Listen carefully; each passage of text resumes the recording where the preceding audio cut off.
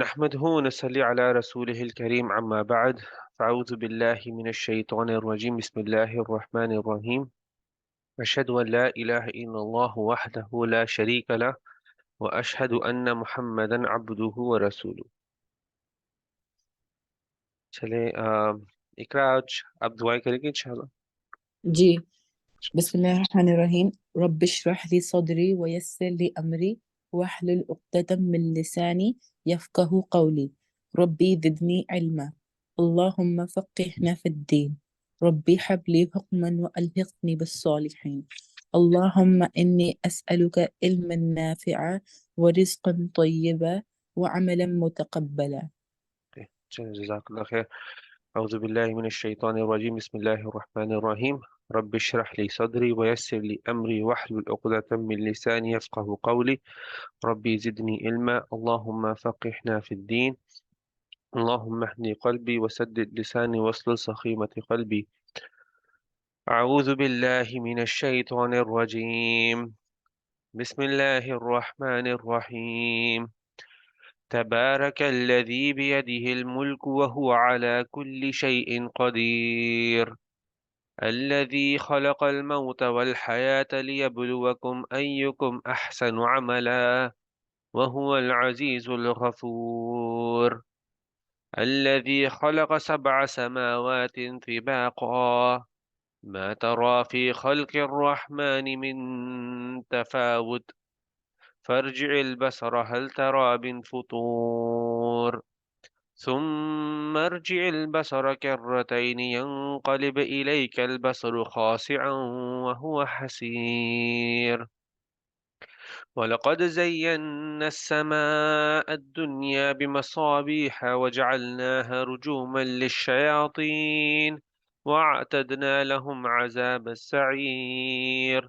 وللذين كفروا بربهم عذاب جهنم وبئس المصير إذا ألقوا فيها سمعوا لها شهيقا وهي تفور تكاد تميز من الغيظ كلما ألقي فيها فوج سألهم خزنتها ألم يأتكم نذير قالوا بلى قد جاءنا نذير فكذبنا وقلنا ما نزل الله من شيء إن أنتم إلا في ضلال كبير وقالوا لو كنا نسمع أو نعقل ما كنا في أصحاب السعير فاعترفوا بذنبهم فسحقا لأصحاب السعير.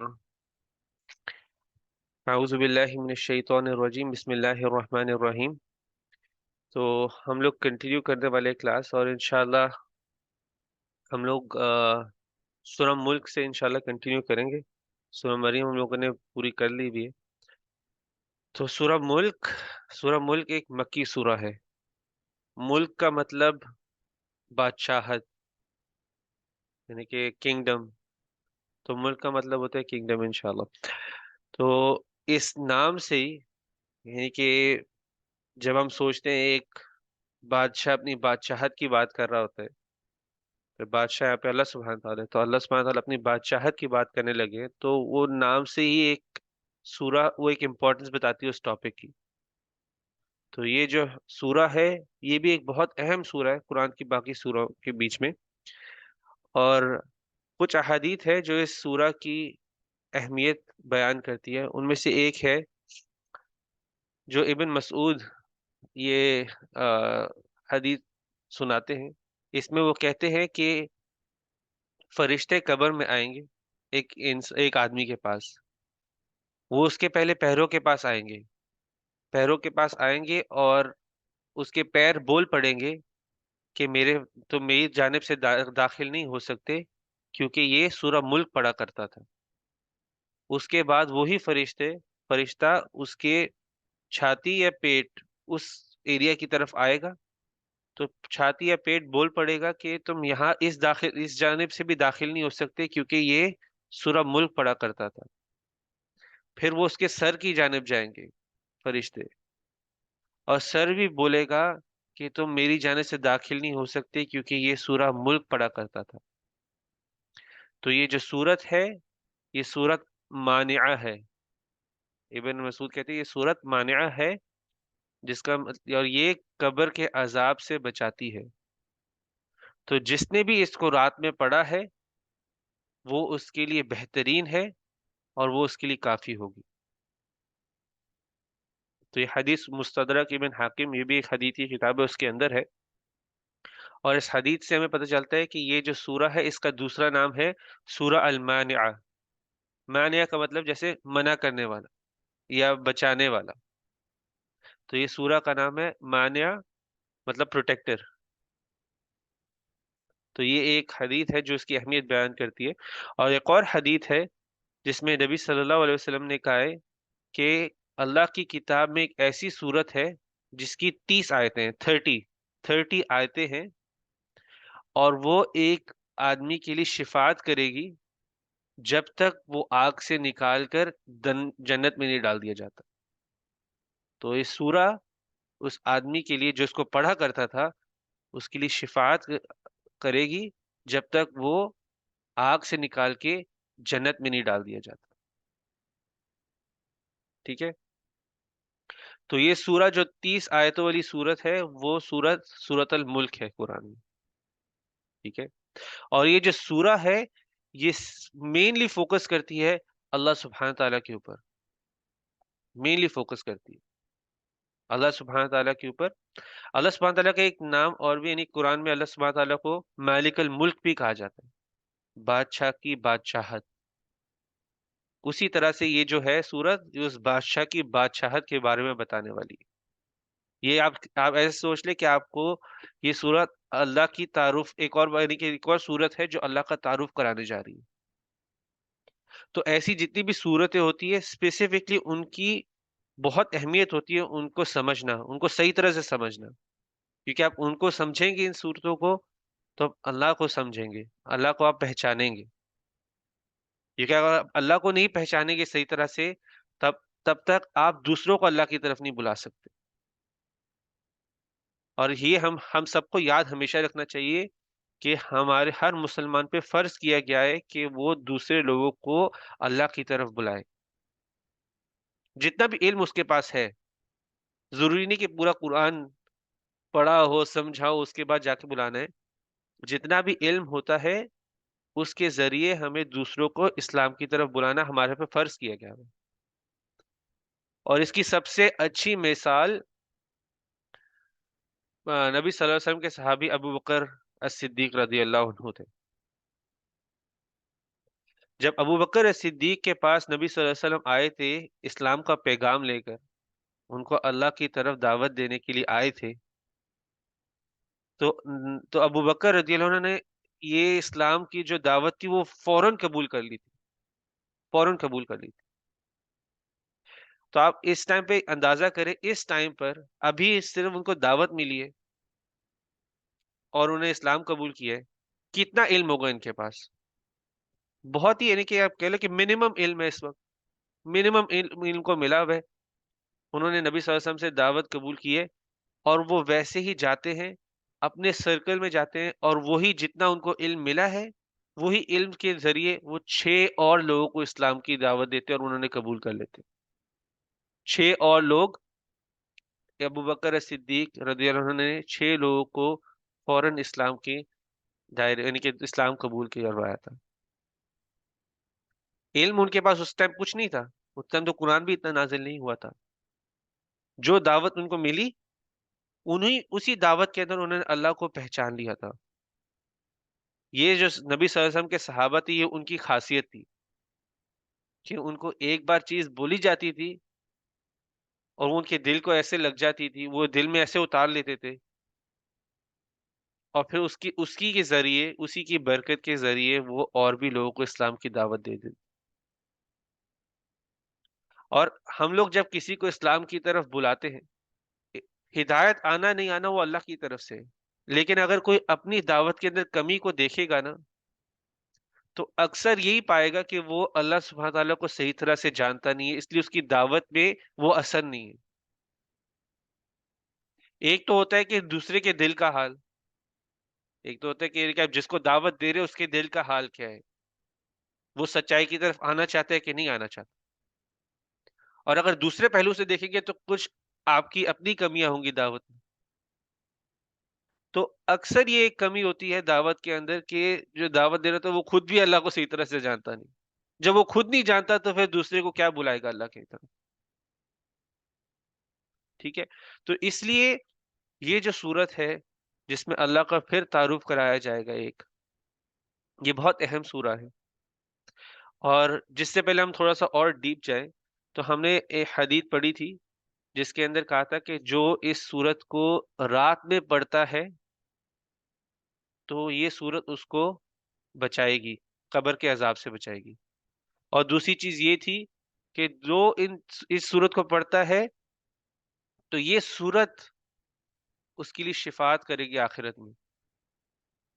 اور شفاعت کا مطلب، یعنی میں ویسے ریپیٹ کر رہا ہوں، ہم نے کافی ڈسکس کیا. شفاعت کا مطلب ہوتا ہے کہ جیسے کہ ابھی آخرت میں آپ کو آخرت کا ایک جیسے ویو بتایا، تو آخرت میں جب اللہ سبحانہ تعالیٰ مجھے جج کر رہے ہوں گے تو یعنی کہ یہ سورہ کے بیچ میں، یعنی کہ بیچ میں بولے گی کہ نہیں، یہ انسان نے اس انسان کو جنت میں ڈال دو. یعنی کہ کوئی بھی آپ کے آگے شفاعت کرنا مطلب جیسے دبئی میں ہم کہتے ہیں نا، جیسے واسطہ ہوتا ہے دبئی میں کوئی کام کروانا ہو، ریفرنس.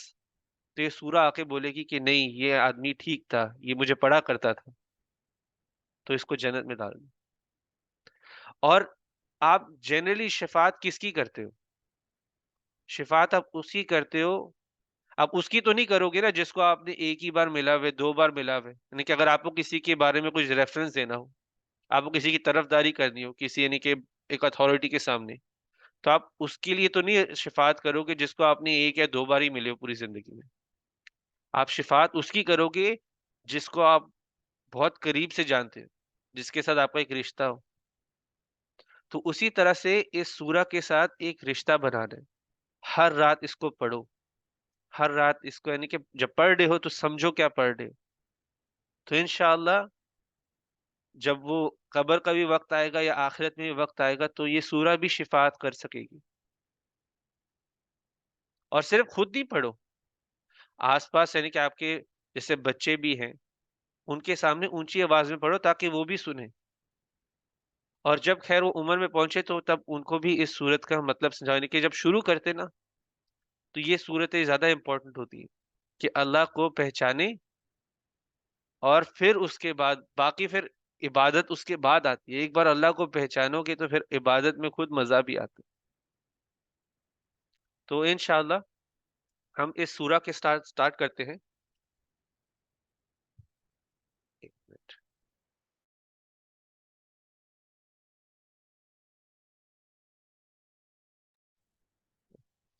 اعوذ باللہ من الشیطان الرجیم، بسم اللہ الرحمن الرحیم. تبارک الذی بیدہ الملک وہو علی کل شیء قدیر. تو ہم اس صورت میں جب ہم یہ آیتیں پڑھ رہے، ہم آیتوں پہ تھوڑا سا جتنا بھی یعنی کہ وقت لگے گا اس پہ لگائیں گے. شاید تھوڑے سے سلو بھی جائیں ہیں، تھوڑا سا کئی ایریاز میں تھوڑا فاسٹ ہو جائے، لیکن انشاءاللہ ہم اسی پیس پہ چلیں گے. تو شروع ہو رہی ہے سورت تبارک الذی بیدہ الملک.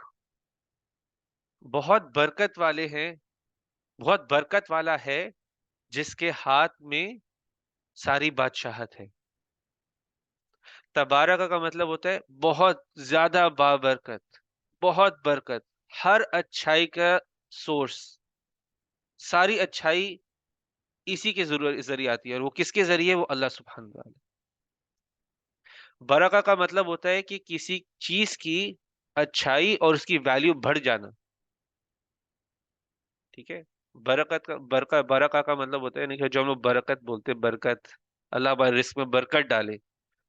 برکت کا مطلب ہوتا ہے کسی چیز کی اچھائی اور ویلیو کا بڑھ جانا، اور اس طرح سے بڑھنا کہ وہ چیز سٹیبل رہے. میں آپ کو ایگزامپل دیتا ہوں کہ ہم لوگ کسی چیز کو جیسے سمجھا آپ ایک بلڈنگ بنا رہے ہیں بلاکس کے ساتھ، وہ جتنی لمبی ہوتی جائے گی بلڈنگ اتنی وہ انسٹیبل ہوتی جائے گی، وہ آرام سے گر جائے گی. ٹھیک ہے. تو برکت لیکن ایسی نہیں چیز ہے. برکت ایک ایسی چیز ہے جو ویلیو بھی بڑھاتی ہے، اس کے اندر اچھائی بھی بڑھاتی ہے، لیکن سٹیبل بھی رہتی ہے، فائدہ پہنچاتی. ٹھیک ہے. تو آپ کو میں ایگزامپل دوں گا برکت کا، کہ آپ ایگزامپل یہ ہے کہ آپ کم از کم 2 لوگوں کا کھانا لے کر آئے، لیکن اس میں سے 6 لوگوں نے پیٹ بھر کے کھا لیے. ایسا ہوتا ہے. میرے اپنے ساتھ میں آپ کو ایگزامپل دیتا ہوں کہ گھر پہ جیسے ایک دعوت رکھی تھی کچھ دوستوں کے لیے، اور کھانا جب ہم باہر سے منگوا لیا تھا، کھانا آرڈر کیا تھا تو کہا تھا کہ چلو 5-6 لوگوں کا، لیکن جب وہ آیا تو کوانٹٹی میں بہت تھوڑا تھا. کوانٹٹی میں دیکھ کے لگ رہا تھا اس میں سے 6 لوگ تو کھا نہیں سکتے، لیکن وہ لاسٹ مومنٹ تھا، کچھ ہو نہیں سکتا تھا تو وہی رکھا، بسم اللہ کیا، اللہ نے اس میں برکت ڈالی، لیکن سب پیٹ بھر کے کھا کے گئے. تو اس کو برکت بولتے ہیں. دوسری مثال یہ ہوگی کہ اگر آپ دیکھیں جتنا، یہ ہمارے ویسے اپنے گھر کی ایگزامپل ہے، اپنے گھر کی ایگزامپل ہے کہ کوئی ویسے جا کر دکان کو دیکھے یا دکان کا حال دیکھے، لگے گا نہیں کہ اس دکان سے 15 لوگ کھا رہے تھے ایک وقت. 15-16 لوگ گھر کے تھے ہم لوگ، اور وہ ایک چھوٹی سی دکان تھی، آج تک سائز اس کا وہی ہے. اسی دکان سے کوئی ویسے دیکھ کے نہیں بولے گا کہ اسی دکان سے 15-16 لوگوں کا پیٹ بھر رہا ہے. تو اس کو برکت بولتے ہیں. چیز دکھنے میں نہیں لگتی کہ یہ پورا گھر دیکھی، لیکن اللہ نے اس میں ایک اچھائی، اس میں برکت ڈالی بھی ہے. اللہ نے اس کے اندر ہی ہم سب کا رزق لکھا ہوا تھا، اور ہم سب اس میں سے اس وقت کھا رہے تھے. تو اس کو برکت بولتے ہیں. کسی چیز کی اچھائی اور ویلیو اتنی بڑھ جانا کہ دکھنے میں لگے گا نہیں اس سے پورا ہوتا، لیکن اللہ نے اس میں برکت ڈالی بھی تھی. اللہ نے لکھا ہوا تھا کہ اسی رزق میں سے سب کا پیٹ بھی بھرنا ہے، سب نے جو بھی ہے اپنا رہنا کھانا پینا پڑھائی جو بھی ہے، اللہ نے اسی رزق میں لکھی ہوئی تھی. تو اس کو برکت کہتے ہیں. یہ برکت ہوتی ہے. اور ہم سب نے کسی نہ کسی ڈگری پہ ایکسپیرینس کی ہوئی، لیکن ہمیں پتہ نہیں کہ ہم برکت ایکسپیرینس کر رہے ہیں. ہم اس کو اس نظریے سے دیکھتے ہیں. وہ ساری اچھائی، وہ سب اللہ نے ہمارے لیے اس کا بندوبست کیا ہوا ہے. اور صرف ہمارے لیے نہیں، اچھائی کسی بھی مخلوق کے لیے ہو، چاہے وہ فرشتے ہوں، جن ہو، انسان ہو، جانور ہو، پودے ہو، کوئی بھی مخلوق ہے، سب کے لیے اللہ نے اچھائی کا اور سب کے لیے رزق کا، برکت کا بندوبست کر کے رکھا ہوا ہے. اور وہ اللہ کے علاوہ کوئی نہیں کر سکتا. وہ برکت کا بندوبست اللہ کے علاوہ کوئی نہیں کر سکتا. جو بھی اللہ کی بادشاہت کے اندر ہے، اور بادشاہت کیا ہے اللہ سبحانہ تعالیٰ کی؟ ہر چیز جو بنائی گئی ہے آسمانوں اور زمین کے اوپر اور زمین پر، ہر چیز، چاہے وہ چھوٹی سے چھوٹی چیز ہو، یعنی کہ یہ جو بیکٹیریا وائرس ہوتے ہیں، ان کے زندہ رہنے کا نظام بھی اللہ سبحانہ تعالیٰ نے بنایا ہوا ہے.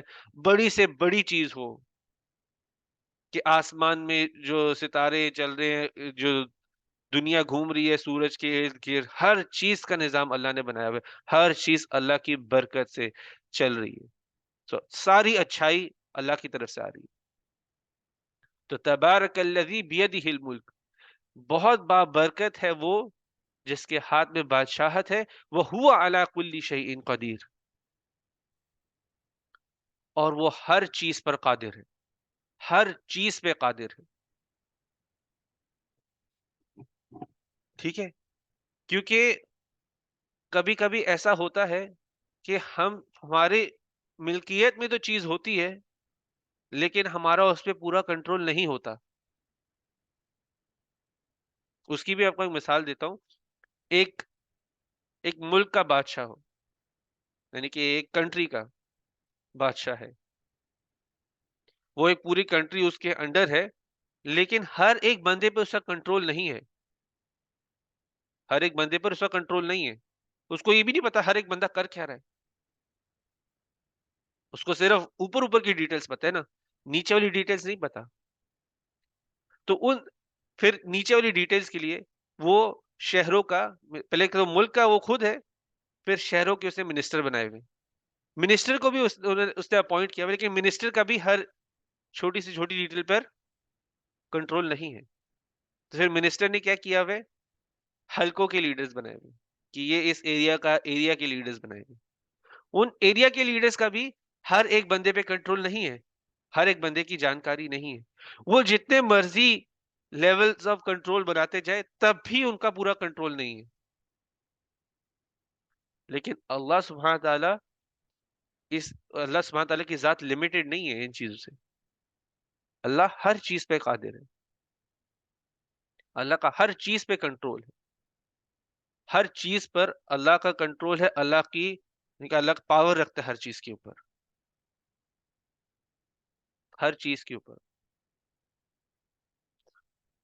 اور ویسے تو سوچ حیرت کی بات یہ ہوتی ہے، کئی لوگ جن کو اللہ نے ہی اتنا دیا ہوتا ہے، اللہ نے ہی بہت کچھ دیا ہوتا ہے، وہ یعنی کہ جان بوجھ کے یا انجانے میں سوچنے لگ جاتے ہیں کہ سب چیزیں ہماری وجہ سے آ رہی ہیں، یہ سارا رزق ہے یہ ہماری محنت سے ہی ہوا ہوا ہے، ہر چیز ہمارے کنٹرول میں ہے. وہ بہیو تو ایسا کرتے ہیں کہ جیسے ان کو موت آنی نہیں ہے، اور موت ایک بہت ہی دور دراز چیز ہے، دیکھیں گے جب بوڑھے ہو جائیں گے.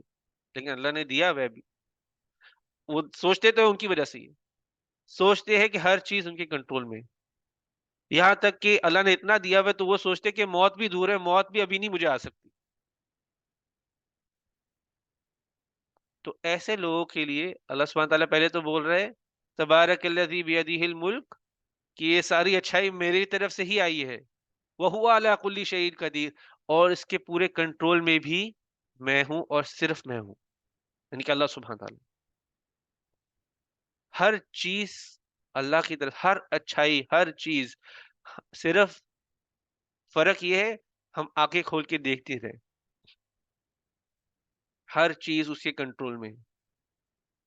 کبھی کبھی انسان دنیاوی چیزوں کے پیچھے ایسے مر مٹ رہا ہوتا ہے، وہ اس کو نہیں پتا ہوتا کہ اگر وہ اس کے لیے لکھی گئی ہے اس کے پاس آنی آنی ہے.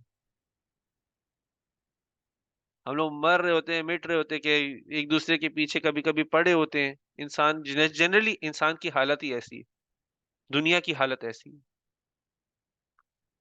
وہ یہ نہیں سوچتا کہ چیز جس نے دینی ہے اسی کے ذریعے سے آنی ہے، اور اس نے میرے لیے لکھ دی ہے تو وہ کوئی آنے سے روک نہیں سکتا، سب اس سے ہی کنٹرول میں ہے.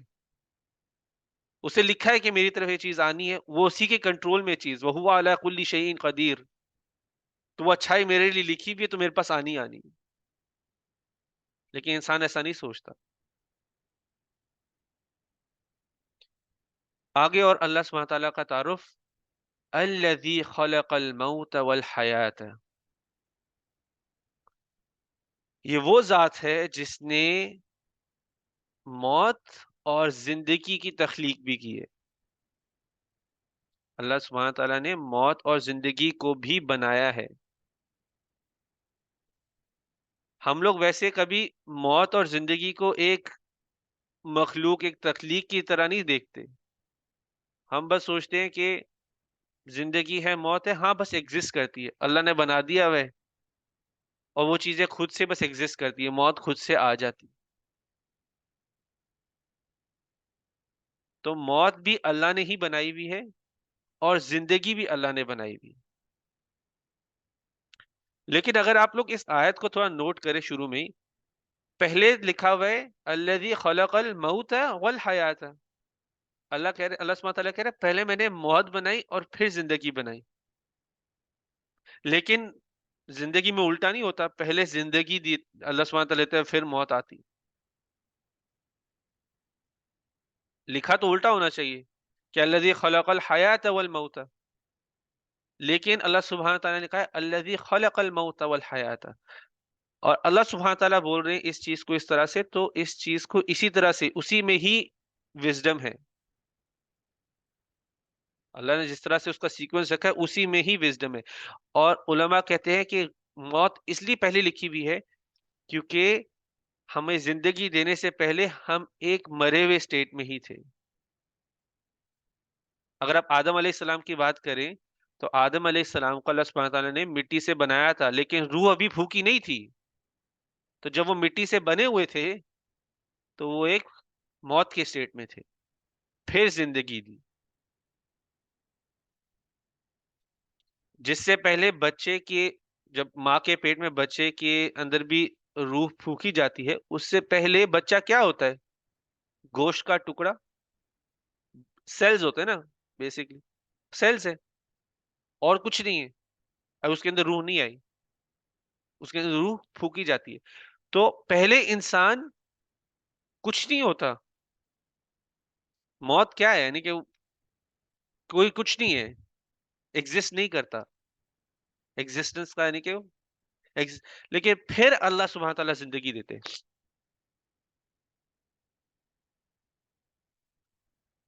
اللہ سبحانہ تعالیٰ نے یہ موت کے بعد زندگی دی ہے. اور پھر مین سوال آتا ہے کہ اللہ سبحانہ تعالیٰ نے یہ موت اور زندگی دی کیوں ہے؟ کہ ہمارا مقصد کیا ہے؟ ہمارا زندہ ہونے کا، ہمارے اس دنیا میں آنے کا، ہمارے بنائے جانے کا مقصد کیا ہے؟ اللہ سبحانہ تعالیٰ نے کوئی چیز با مقصد نہیں بنائی. کوئی ایسی چیز نہیں جو مقصد کے بغیر ہو. ہر چیز کا مقصد ہے. تو ایسا کیسے ہو سکتا ہے کہ انسان کو بنایا اور انسان کا مقصد نہیں ہے کہ وہ بس کھائے سوئے اپنی خواہشوں کے پیچھے بھاگے مر جائے اور ختم ہو جائے کہانی؟ تو یہ نہیں ہے زندگی کا پرپس، یہ ہمارے بنائے جانے کا پرپس نہیں ہے. پرپس کیا ہے؟ لیبلوکم ایکم احسن عملا. تو اصل مقصد زندگی کا یہ ہے کہ اللہ سبحانہ تعالی ٹیسٹ کر سکے. یبلوکم، ہم سب کو ٹیسٹ کر سکے، ہمارا امتحان لے سکے کہ ہم میں سے کون احسن عملہ کرتا ہے. کہ کس کے عمل احسن ہے. احسن کا مطلب خوبصورت، ایکسلنٹ. کس کے عمل خوبصورت ہے. اور احسن عملہ کا کیا مطلب ہے؟ احسن عملہ کا مطلب یہ نہیں ہے کہ وہ عمل جو مجھے اچھے لگتے ہو، وہ احسن عملہ نہیں ہے. احسن عملہ وہ بھی نہیں ہے جو میرے کلچر نے مجھے بتایا کہ خوبصورت عمل ہے. ٹھیک ہے، جو کلچرلی چیزیں بنی ہے وہ بھی خوبصورت عمل نہیں ہے. اور وہ چیزیں تو بالکل نہیں ہے جو شیطان نے ہمارے لیے خوبصورت بنا دی ہوئی. احسن عملہ وہ بھی نہیں. یہ چیزیں ہمیں وہ یبلوکم، ہمیں وہ جو ٹیسٹ ہے، جو امتحان ہے، وہ پاس نہیں کرائے گی. ٹیسٹ پاس کرنا ہے تو پھر آپ اس سمجھے کہ جیسے ہوتا نہیں ہے کہ نارملی یعنی کہ جو ایک شوز وغیرہ ہوتے ہیں کہ آپ پرفارم کریں اور آپ کو پھر جج مارکس دیتا ہے، ایسا ہوتا ہے نا. تو یہاں پر بھی آپ اس کو اس طرح ہی سمجھے. اللہ سبحانہ تعالی وہ سب سے بڑا، آخر میں وہ مین جج ہے. اللہ سبحانہ تعالیٰ نے جج کرنا ہے. اور یہ زندگی ہے وہ آپ کا پلیٹ فارم ہے جہاں پہ آپ کو پرفارم کرنا ہے، جہاں پہ احسن و عملہ کرنا ہے. تو اگر آپ کو مارکس اچھے چاہیے تو آپ کو جج کے حساب سے پرفارم کرنا ہے کہ جج کیا چاہتا ہے. ٹھیک ہے کہ نہیں؟ آپ ویسے انمیوٹ کر سکتے اگر بھی، مجھے ویسے اچھا لگتا ہے کہ کوئی آپ لوگ کی آواز سن لے تو انشاءاللہ.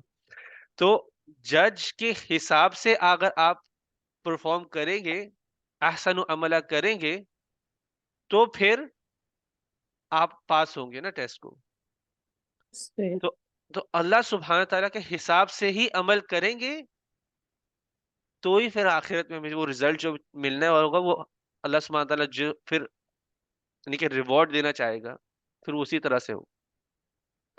اور آپ دیکھیں اللہ سبحانہ تعالیٰ نے ہمیں اندھیرے میں نہیں رکھا.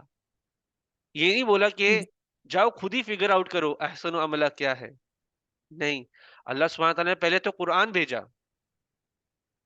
ایک گائیڈ لائن بک بھیجی. ایک جیسے ہوتا ہے نا کہ کسی مشین کا مینول ہوتا ہے کہ اس کو استعمال کیسے کرنا ہے، تو اللہ سبحانہ تعالیٰ نے ایک گائیڈ لائن بھیجی ہمیں کہ زندگی میں احسن و عملہ کرنا ہے. یعنی کہ اس میں کیا احسن و عملہ کا مطلب ہے. اور وہی تک نہیں رکے، پھر اللہ سبحانہ تعالیٰ نے ایک رول ماڈل، ایک ٹیچر، ایک پرفیکٹ مثال بھیجی نبی صلی اللہ علیہ وسلم کی یعنی کہ نمونے میں. یعنی کہ نبی صلی اللہ علیہ وسلم کے ذریعے ہمیں ایک ایسا ٹیچر بھیجا جس نے ہمیں کر کے بتایا کہ احسن و عملہ ہے کیسے. اور آپ یہ دیکھو کہ عمل کیا ہے؟ زندگی کا ہر ایک لمحہ عمل ہے، ہر ایک لمحہ عمل ہے۔ میں چپ کر کے کھڑا ہوں، وہ بھی عمل ہے۔ میں کچھ نہیں کر رہا ہوں، میں چپ کر کے بس کھڑا ہوں، وہ بھی عمل ہے۔ میں کھا رہا ہوں، وہ بھی عمل ہے۔ میں چل رہا ہوں، وہ بھی عمل ہے۔ میں سو رہا ہوں، وہ بھی عمل۔ ہر ایک ایک چیز عمل ہے، اور وہ ہر ایک ایک چیز خوبصورت بنائی جا سکتی ہے۔ اگر آپ وہ چیز نبی صلی اللہ علیہ وسلم کی طرح کر رہے ہو تو وہ چیز خوبصورت ہو گئی ہے، وہ احسن ہو گئی ہے۔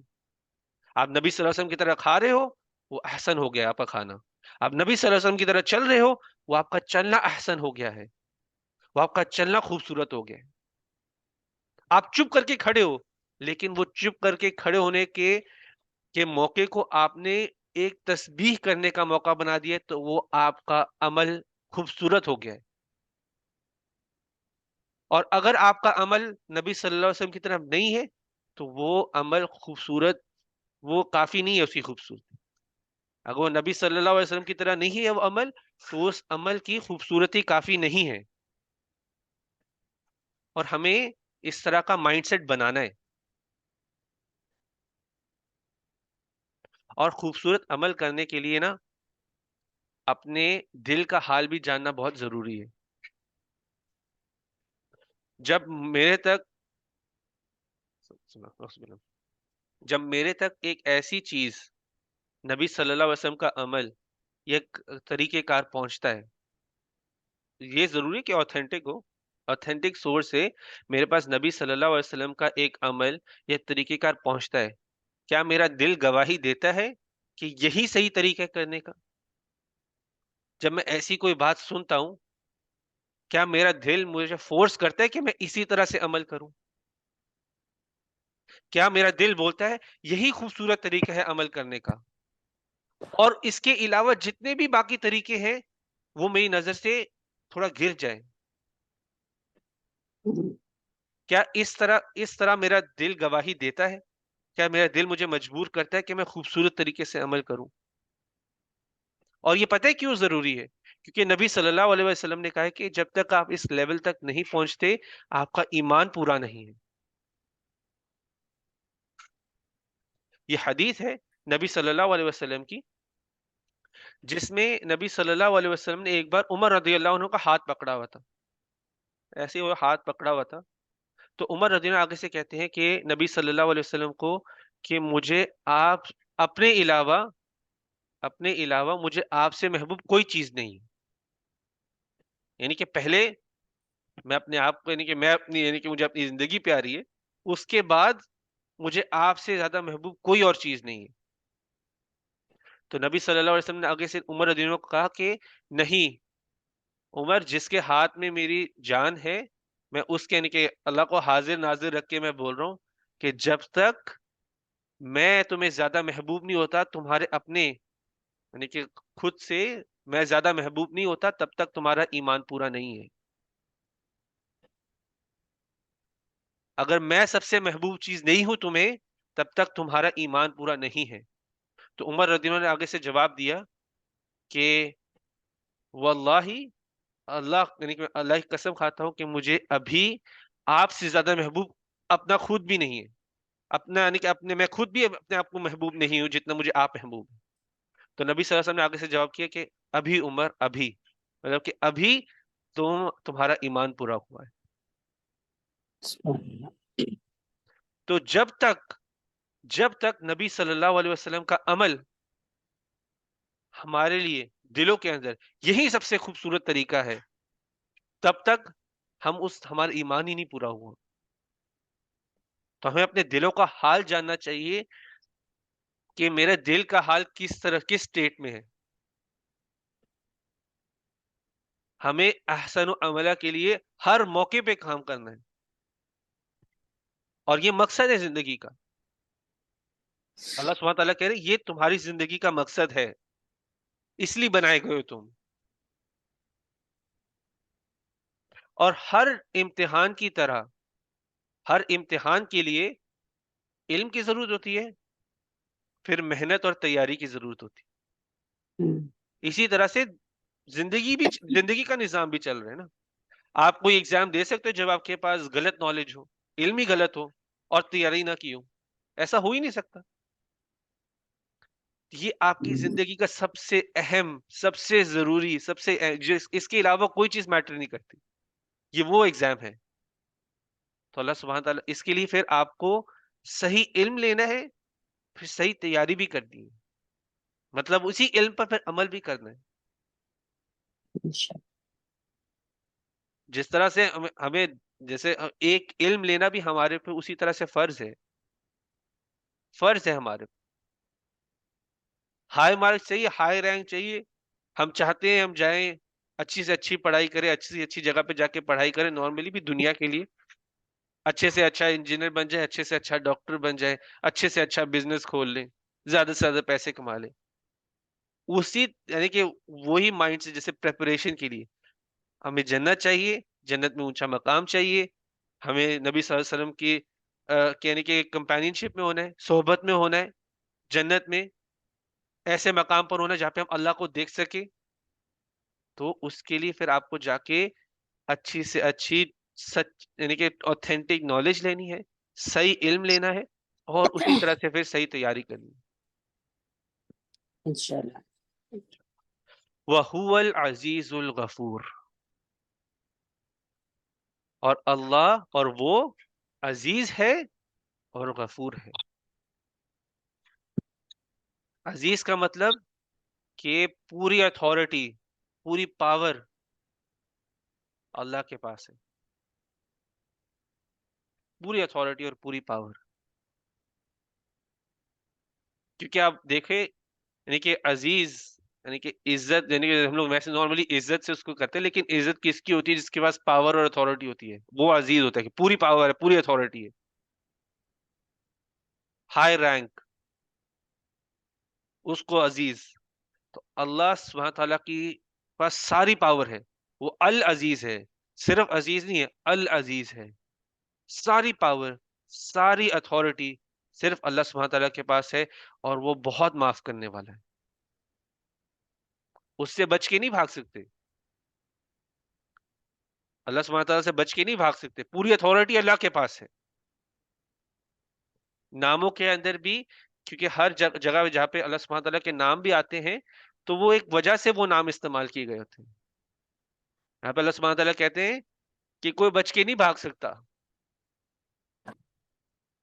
لیکن جو اللہ سبحانہ تعالیٰ کے مطابق زندگی گزار رہے تو اللہ سبحانہ تعالیٰ سے مغفرت تلاش کر رہے, اللہ سبحانہ تعالیٰ سے مغفرت چاہتا ہے, تو اللہ سبحانہ تعالیٰ بہت معاف کرنے والا بھی ہے. آپ اس کے حساب سے زندگی گزار رہے ہو تو اللہ غلطیاں معاف بھی کرنے والا ہے, چاہے جتنی مرضی آپ نے غلطیاں کی ہو. آپ کوشش کر رہے تھے اس کے حساب سے زندگی گزارو, آپ توبہ بھی کر رہے تھے, اللہ سے مغفرت کی دعا چاہ رہے تھے کہ اللہ مغفرت دے, اللہ سے نہیں کہ اب استغفار بہت زیادہ کثرت سے کر رہے تھے, غلطی کرتے تھے, احساس ہوتا تھا, پھر کوشش کرتے تھے وہ غلطی دہرائی نہ جائے, اللہ سبحانہ تعالیٰ کے مطابق زندگی گزار رہے تھے. اللہ سبحانہ تعالیٰ کہتے ہیں کہ میں بہت غفور بھی ہوں, میں بہت معاف کرنے والا بھی ہوں. تو یہ دو آیتوں کے اندر ایک اللہ کی, ہم لوگوں نے اللہ سبحانہ تعالیٰ کی یعنی کہ ایک پہچان ہے, اور اس کو ہم نے ڈیپ جا کے اس کو سمجھائے, یعنی کہ جتنا ڈیپ جا سکتے, اور بھی اس پہ ہے بہت, اس پہ یعنی کہ بہت علماء نے بہت ڈسکشن کی ہوئی ہے اس کے اوپر, لیکن یہ بہت ضروری چیزیں ہیں کہ ہر چیز اللہ, ہر اچھائی اللہ کی طرف سے آ رہی ہے, اور اللہ ہر چیز پہ قادر ہے. کیونکہ اگر آپ ویسے صرف ان کو یعنی کہ ڈیپ جا کے سمجھے نہیں آئے تھے کہ وہ بہت بابرکت ہے جس کے ہاتھ میں بادشاہت ہے, وہ ہر چیز پر قادر ہے, اس نے موت بھی بنائی ہے, زندگی بنائی ہے, تاکہ وہ ہمیں ٹیسٹ کر لے کہ کون خوبصورت عمل کرتا ہے. وہ العزیز الغفور, اس کے پاس ساری وہ سب عزت, ساری پاور, ساری اتھارٹی اس کی ہے, اور وہ بہت معاف کرنے والا. لیکن یہ امپورٹنٹ نہیں ہے کہ صرف انسان ترجمے کے ساتھ ہی ختم ہو جائے, بہت ضروری ہے کہ ان کو سمجھے تاکہ ہم اللہ سبحانہ تعالیٰ کو پہچانیں. اور یہ سب سے زیادہ ضروری چیز ہے. آپ کو کوئی بھی چیز کرنی ہوگی نا اللہ سبحانہ تعالیٰ کے حساب سے، جب تک آپ اللہ سبحانہ تعالیٰ کو جانو گے نہیں تو وہ چیز آپ اس لیول پہ نہیں پہنچ رہے جس طرح کی جو آپ کو ہائی ہائی رینک سے پہنچا دے، جو کہ ہماری ویسے ٹیکنیکلی یعنی کہ زندگی کا گول ہے.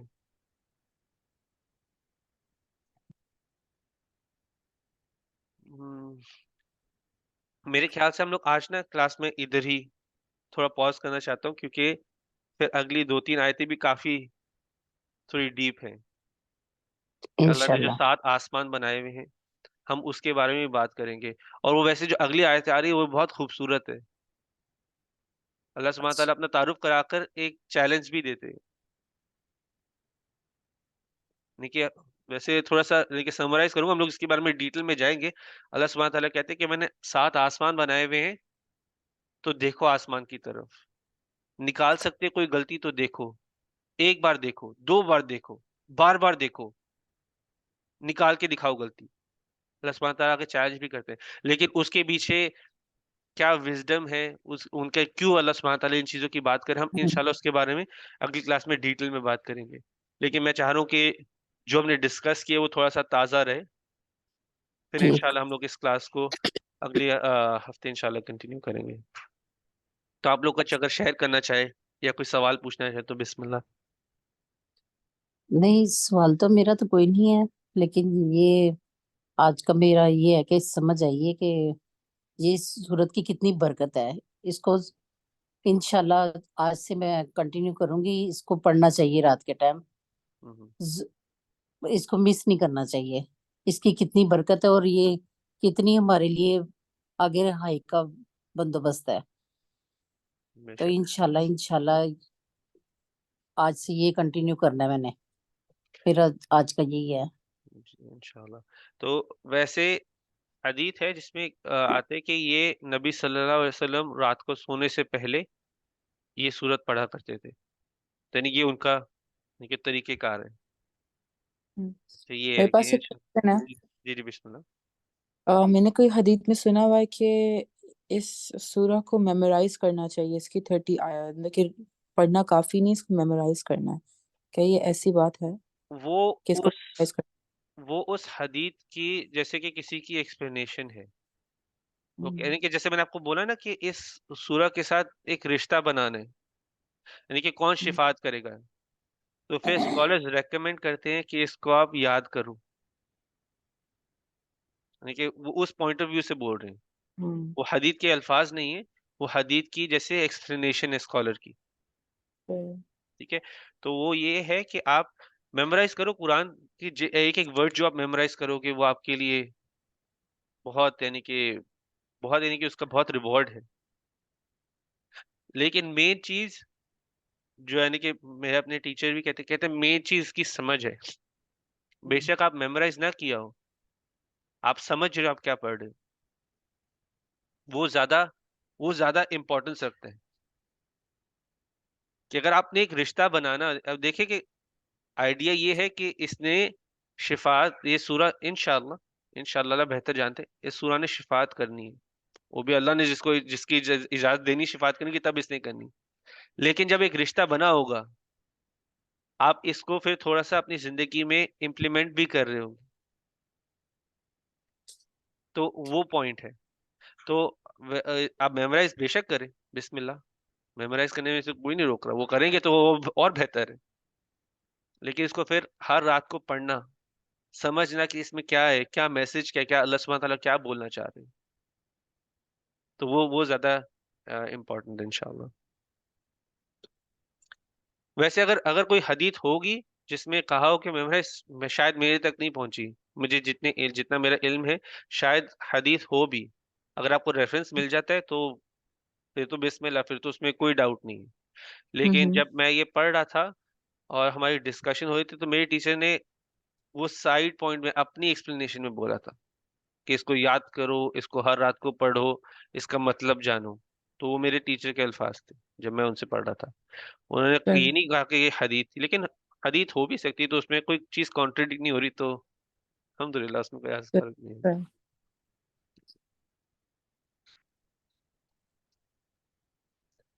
اور اقرا آپ نے کچھ شیئر کرنا ہو انشاءاللہ. اگر ریفلیکشن کی بات ہے تو جی آج میرے تھوڑے ریفلیکشن ہے. پہلا یہ کہ آپ کو اللہ کو جاننا ہوگا کہ آپ دوسروں کو اللہ کے بارے میں بتا سکو. جیسے آپ نے دعویٰ کی بات کی کہ کیا پتا دوسروں کو پن پوائنٹ کرنے سے پہلے ہمیں پہلے اپنے آپ میں دیکھنا چاہیے کہ کیا ہمارے دعویٰ میں غلطی ہے کہ نہیں, کہ کوئی کمی پیشی ہے کہ نہیں. اور یہ کمی پیشی اس سے ریلیٹ کرتی ہے کہ ہمیں شاید اللہ کے بارے میں اتنا بہتر پتہ نہیں ہے, تو اللہ کو پہلے بہتر جاننا ہے, پھر دوسروں کو بتانا ہے اللہ کے بارے میں. دوسرا برکت کے بارے میں کہ برکت کیا ہے, کیسے برکت کو کس پوائنٹ آف ویو سے دیکھنا ہے. آج مجھے پتہ چلا کہ پہلے مجھے اتنا اندازہ نہیں تھا. اور آل ان آل کہ آپ کے عمل کے بارے میں بہت بات کی گئی ہے کہ آپ نے جس طریقے سے سچویشنز میں ریاکٹ کرنا ہے, آپ نے جس طریقے سے اللہ کے جو دیے ہوئے ٹیسٹ ہے ان کو کیسے ہینڈل کرنا ہے. یہ نہیں کہ آپ کو جو فٹ لگ رہا ہے آپ وہ کریں گے, کہ اللہ نے آپ کو آلریڈی گائیڈ لائنس دی ہوئی, اللہ نے ہمیں پروفیٹ محمد صلی اللہ علیہ وسلم کا اگزامپل دیا ہوا ہے, تو کو ہم کو ان دونوں چیزوں کو لے کے چلنا ہے اور ویسے سچویشن سے ڈیل کرنا ہے. جزاک اللہ خیر, بہت اچھی ریفلیکشن ہے. مجھے ویسے ہی یعنی کہ اس بارے میں جب پچھلی بار میں بھی پاکستان آیا ہوا تھا تو ویسے ہی ایک رات میں نا سب کے ساتھ جنرلی بیٹھا تھا, سارے یعنی کہ بچے ہی تھے تو سب آس پاس بیٹھے ہوئے تھے. تو میں نے ویسے ہی جنرلی ان سے سوال کیا تھا, میں نے سب سے ویسے ہی پوچھا تھا کہ میں جنرلی بھی ویسے ایسے سوال پوچھتا رہتا ہوں تاکہ لوگوں کو کوئی جیسے انسپریشن انسپائر ہو کے خود کہ میں جا کے پڑھوں. تو میں نے لوگوں سے ویسے ہی سوال پوچھا تھا سب سے کہ مجھے بتاؤ اللہ کون ہے. میں نے بولا کہ میں ایگزامپل دیا تھا, اور یہ ایک سوال ہے یہ انسان خود سے بھی کر سکتا ہے کہ اللہ کون ہے. کیا مجھے پتا ہے کہ جتنا مجھے بتایا گیا ہوا ہے, کیونکہ ہم لوگ جب ایک ایگزامپل میں نے دی تھی ابو بکر صدیق رضی اللہ عنہ کے لیے ایگزامپل دی تھی, انہوں نے نبی صلی اللہ علیہ وسلم کے پہلی بار کہنے پر ہی جیسے اللہ کو پہچان لیا, یعنی کہ ایک پہچان آ گئی ان کے دل میں اللہ سبحانہ وتعالی. لیکن آپ اس کے بارے میں سوچو اس ٹائم پہ اتنا ہی علم بھی اتارا گیا ہوا تھا, اس ٹائم پہ پورا قرآن نہیں اترا تھا, وہ آگے جا کے اور صورتیں آئیں. لیکن شروع میں تو اتنا ہی قرآن تھا اور اتنا ہی ان کے لیے وہ کافی تھا. ہمارے پاس تو پورا قرآن ہے, ہم جتنا سمجھ چکے ہوئے ہیں اسی کے ذریعے پہلے اپنا عمل بدلے اور پھر دوسرے کو بھی اسی حساب سے بلائیں. لیکن یہ جب میں نے سوال لوگوں سے کیا تھا تو میرا مقصد یہ نہیں تھا کہ میں ان کو ایک جواب دے کر رہا ہوں کہ اللہ کون ہے, اور میں نے جواب دیا بھی نہیں تھا ان کو, میں نے جواب نہیں دیا تھا. میں نے سب سے پوچھا تھا, کم از کم 10 لوگ ایسے بیٹھے ہوئے تھے, یعنی کہ ڈفرینٹ جو بھی اس ٹائم پہ سب کٹھے ہوئے تھے, تو آخری دن تھا تو میں نے ویسے ہی جنرلی بیٹھا تو میں نے سب سے ویسے ہی سوال کیا تھا اور میں نے کہا سب ایک ہی کر کے جواب دیتے, لیکن میں نے جواب نہیں دیا تھا. میں یعنی کہ کسی کو میں نے یہ نہیں پروف کرنا تھا کہ تم اللہ کو نہیں جانتے میں جانتا ہوں, کیونکہ ایسا بھی سچ نہیں ہے, میں خود بھی ایک جرنی پر ہوں. لیکن میرے سوال کرنے کا تب مقصد یہ تھا کہ شاید ان میں سے اگر ایک بھی اٹھ کے کل کہے کہ نہیں مجھے اس سوال کے بارے میں اور سوچنا چاہیے, مجھے اور جاننا چاہیے, تو میں جانوں اللہ کو. تو وہ زیادہ ضروری ہوتا ہے. کسی کو کبھی کبھی بتانا نہیں ہوتا, کسی کو صرف راہ پہ ڈال دینا ہوتا ہے کہ چلو آپ شروع تو کرو, آپ محنت شروع تو کرو, جانو تو صحیح کہ کرنا کیا ہے. تو یہ ویسے اللہ کون ہے یہ خود سے بھی انسان کبھی کبھی سوال کرے کہ میں کیا جانتا ہوں, اور جو میں جانتا ہوں یہ سوال کیوں ضروری تھا کہ جو میں جانتا ہوں میں نے اس کو اپنے عمل میں لایا کہ نہیں, میں اس کو اسی طرح سے لیتا ہوں کہ نہیں. میں اللہ کو کہتا ہوں کہ اللہ, یعنی کہ اللہ کو یعنی کہ کہتا ہوں کہ ہاں اللہ کا مقام میں اپنے سوچ میں بھی دے رہا ہوں, اس میں اتار تو نہیں رہا. اس پوائنٹ پہ شاید میں آپ کو اگزامپل دے رہا ہوں, ہائپوتھیٹیکل ہے یعنی کہ ایسا کچھ ہو نہیں رہا, لیکن اگر میں عمر سے بدتمیزی کر رہا ہوں تو میں سوچ رہا ہوں کہ میں احسن و عملہ کر رہا ہوں, میں اس لحاظ سے سوچ رہا ہوں کہ نہیں سوچ رہا. اور کبھی کبھی انسان کی ججمنٹ میں لیپس آتا بھی ہے، تو اللہ نے پھر اسی آیت میں، اسی یعنی کہ آیت کے اینڈ میں کیا کہا ہے، وَهُوَ الْعَزِيزُ الْغَفُورُ، واپس آ جاؤ، تمہارے پاس وقت ہے تو واپس بھی آ جاؤ. پرفیکشن اللہ سبحانہ تعالیٰ نے ہمیں کہا نہیں ہے، اور یہ اللہ سبحانہ تعالیٰ کا یعنی کہ ہمارے پر ایک بہت رحمت ہے کہ اللہ نے ہم سے پرفیکشن مانگی نہیں ہے. آپ اللہ یہ سوال کرو اللہ کون ہے، آپ اللہ سبحانہ تعالیٰ کو پھر اپنے دل کا حال جانو، دیکھو کہ آپ نے اللہ سبحانہ تعالیٰ کو جس طرح سے پڑھا ہے اس طرح سے لیا ہے کہ نہیں. یہ ایک تو ہوتا ہے نا کہ میں جانتا ہوں لیکن پھر میں اپلائی نہیں کرتا اس کو، تو یہ سوال زیادہ ضروری ہوتا ہے. تو انشاءاللہ اللہ سبحانہ تعالیٰ ہم سب کو جتنا اللہ نے علم دیا ہے اس کی سمجھ دے، صحیح سمجھ دے، اور اسی طرح سے ہمارے عمل بھی لے کر آئے. اور جب آخرت میں پہلے تو یعنی کہ اگر ہم سوال کے بغیر ہی ہمیں اللہ سبحانہ تعالیٰ اگر جنت میں جانے دیتے تو اللہ ان میں سے بنائے. لیکن اگر آمین. سوال جواب اگر پوائنٹ تک پہنچتے تو بس سوال جواب شروع ہو گئے تو انسان گیا، کہ سوال جواب ہوئے بغیر ہی کہہ دیا جائے کہ تم چلے جاؤ جنت. کیونکہ آپ یہ سوچو اللہ سبحانہ تعالیٰ نے جب آپ سے سوال کرنا ہے آپ کے پاس جواب نہیں ہونا، کہ اللہ کو سب پتہ ہونا ہے. تو اللہ کرے کہ ہم حساب کے بغیر ہی ہمیں ان میں سے بنائے جو حساب کے بغیر ہی جنت میں جائے. لیکن اس کے لیے تیاری ہمیں ابھی کرنی ہے، اس کے لیے تیاری ابھی کرنی ہے، اور وہ ہماری زندگی کا انشاءاللہ پرائیورٹی ہونا چاہیے. چلیے اسی کے ساتھ ہم لوگ اب آج کی کلاس کو ادھر ہی ریپ اپ کرتے ہیں انشاءاللہ، اور پھر اگلے ہفتے کنٹینیو کریں گے اور اس انشاء سورہ کو بھی آہستہ آہستہ اس کو سمجھنے کی کوشش کریں گے. سبحانک اللہم و بحمدک، نشہد ان لا الہ الا انت، نستغفرک و نتوب الیک.